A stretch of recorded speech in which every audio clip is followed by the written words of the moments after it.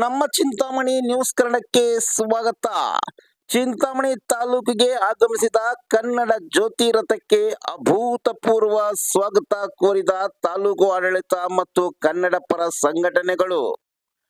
ಮಂಡ್ಯದಲ್ಲಿ ನಡೆಯಲಿರುವ ಅಖಿಲ ಭಾರತ 87ನೇ ಕನ್ನಡ ಸಾಹಿತ್ಯ ಸಮ್ಮೇಳನದ ಕುರಿತು ಜಾಗೃತಿ ಮೂಡಿಸಬೇಕೆಂದು ರಾಜ್ಯಾದ್ಯಂತ ಸಂಚರಿಸುತ್ತಿರುವ ಕನ್ನಡ ಜ್ಯೋತಿ ಹೊತ್ತ ರಥಯಾತ್ರೆಗೆ ತಾಲೂಕು ತಹಸೀಲ್ದಾರ್ ಕೆಆರ್ ಸುದರ್ಶನ್ ಯಾದವ್, ಇಒ ಆನಂದ್ ಮತ್ತು ವಿವಿಧ ಇಲಾಖೆಯ ತಾಲೂಕು ಮಟ್ಟದ ಅಧಿಕಾರಿಗಳು, ಕನ್ನಡ ಪರ ಸಂಘಟನೆಗಳ ಪದಾಧಿಕಾರಿಗಳು, ಸದಸ್ಯರು ಅದ್ದೂರಿಯಾಗಿ ಕನ್ನಡ ರಥವನ್ನು ಬುಧವಾರ ರಾತ್ರಿ ಸ್ವಾಗತಿಸಿದರು.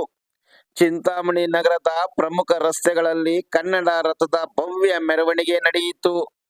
ಕನ್ನಡ ರಥದಲ್ಲಿರುವ ತಾಯಿ ಭುವನೇಶ್ವರಿ ತಾಯಿಗೆ ಬೃಹತ್ ಗಾತ್ರದ ಹೂವಿನ ಹಾರವನ್ನು ಹಾಕಿ ಭಕ್ತಿಯ ನಮನಗಳು ಸಲ್ಲಿಸಿದರು.